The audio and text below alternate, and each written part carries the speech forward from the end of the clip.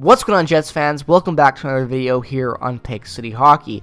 It is finally becoming that time of year where development camp gets started, the draft is over, free agency is well underway, and now it's time to look into the future with our prospects at development camp. It's always a great time just to kind of see players mesh together, and the Winnipeg Jets development camp this year is already in full swing. It seems like the vibes are high. You know, the other day, the entire camp of like 30-plus players went out to a Bombers game where the Bombers won their first game of the year, so shout out to the Winnipeg Blue Bombers for finally getting a dub.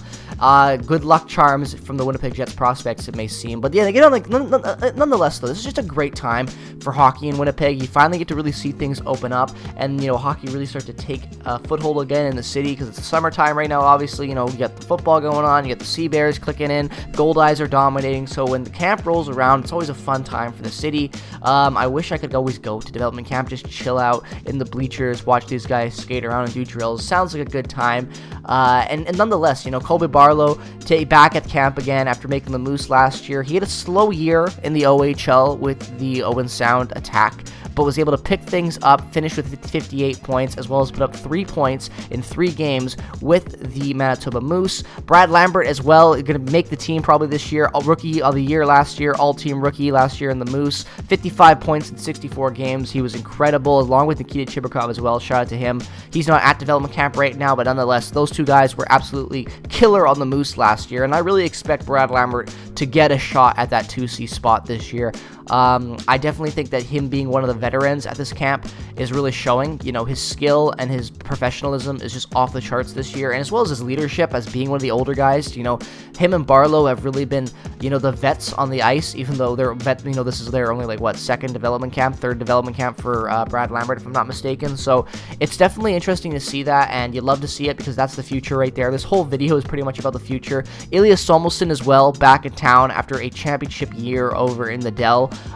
You know, he is back on the ice for the second day of development camp after missing the first, being absent, going to the doctor, but he's all good now, which is great because, you know, you see this quote from him and this about these questions about what he wants to bring, and, you know, from what he was able to do on that championship team, contributing at such a young age, and how he's really excited to be here and have, you know, this opportunity with the Jets. And you love to see that because Somelson, in my opinion, is going to be a top pairing defenseman potentially for this club in the future, you know, as well as getting to see more of Alfonso Frige, the most recent second-round pick. I love this photo of him, the story of how he was just randomly in Winnipeg when he was 9 years old for a tournament. Team lost every game, but he was at development camp just watching Trouba and Scheifele back in the day going at it. You know, he's got really interesting numbers, so that's another guy to pay attention at with this development camp. He's a really, you know, interesting pick. You know, like Somelson in years past, a second-round pick, this guy's going to have a very interesting development path. I feel like a lot of people right now are sleeping on him, and for good reason. He's a second-round pick, a younger guy, got some holes in his game, but definitely improving with every opportunity that he's given.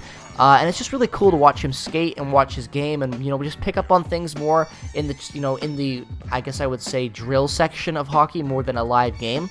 You always get to learn more about a player, you know, because they're on the ice more, the way that the drills are set up about, you know, improving your defense and whatnot. You really get to kind of get a look at that, and I've really liked Alfonso Frige so far, but again, you know, it's been a very small sample size, but it's just kind of fun to kind of get to see more of the guys that have been recently drafted and how they mesh into the system with other prospects, if any chemistry starts to form and whatnot, and that's kind of what a development camp's all about, you know, just kind of getting the vibes, seeing where players fit in, relationship growth, chemistry, all that stuff. That's what development camp is for.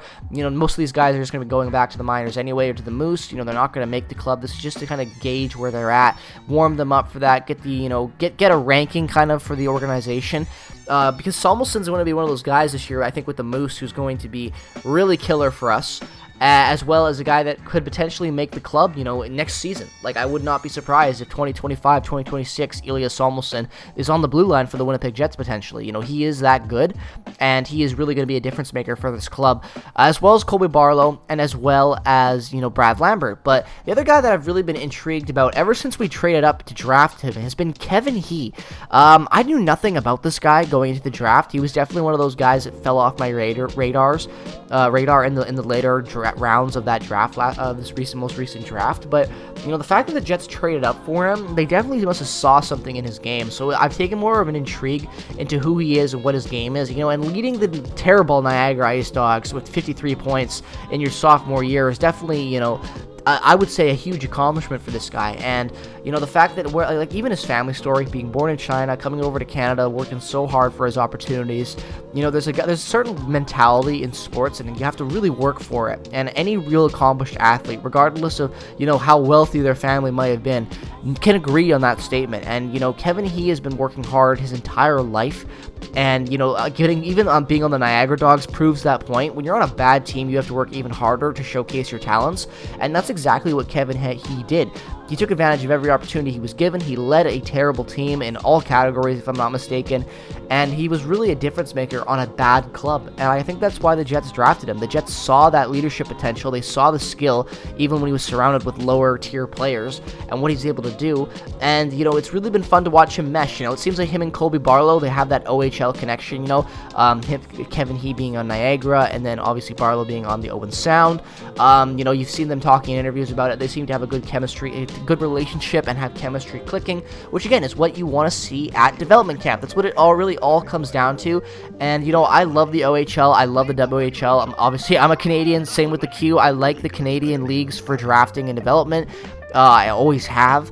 And, you know, it's just fun to see guys like that, guys coming into our system from those leagues, you know, same with Dominic DiVincenzi's and Thomas Milic, you know. One's going to be on the Norfolk Admirals this year as a starter. The other's going to be probably the starter of the Manitoba Moose, getting some games with Eric Comrie. So, you know, you love to see that, you know, Canadian league development path right now with a lot of these guys in the system coming from the O, coming from the WHL, and it's just really exciting time if you're a fan of those leagues and a fan of the Winnipeg Jets, mind you. Just watching these guys click together at development camp, it's really exciting. It makes me excited for the Young Stars Classic this year. That's always a great tournament. I believe that usually takes place in August, so we're about a month away removed from that. That'll be a great time as always. It's a great tournament in Penticton. Really happy the Jets have been back in it the last year. Since COVID, so it's always a great tournament, and it's a good opportunity for these players as well to really kind of click at a professional level for the Jets. You know, they get to wear the Jets uniform, they get to go out there and play against, you know, the Canucks prospects, the Flames prospects, the Oilers prospects, and that's a good test for these guys in the Canadian market, you know, and whatnot, to kind of have to play in a smaller city like that. And Penticton's also just awesome. Like, every year I want to go up and watch that tournament. I never do. Always end up watching on the computer, but one day I will, I promise that. But nonetheless, the vibes have just been off the charts this year, it seems, at development camp. Players are really meshing together well. Relationships that have already been forged in years past are growing even more. You know, you got Adam Lowry on the first day hyping things up about how, you know, Winnipeg is a great place to play and how good the organization is, you know, and in the midst of all the Rutger McGroarty bullshit going on right now, I think that's a good message to send to the young players that, you know, don't listen to that. There is opportunity here, which, you know, even if I disagree with some of the paths that they've taken with their prospects as of late, that doesn't deny the fact that this team is pretty much built up of, you know, former draft picks of this club in a lot of different roles. So lots of opportunity for these guys, hopefully, in the next coming up years. It seems like a youth movement is in full swing in Winnipeg right now, so it also makes this development camp a bit more exciting for me, just to potentially see guys that could be only a year or two away from actually being, you know, difference makers on this club. So make sure to subscribe to stay up to date with all things Winnipeg Jets hockey. Thank you so much for watching this video. Peace, love, and positivity as always. Check out all the affiliate links down in the description below. Have a great rest of your day. Go Jets, go! I'll see you guys in the next one.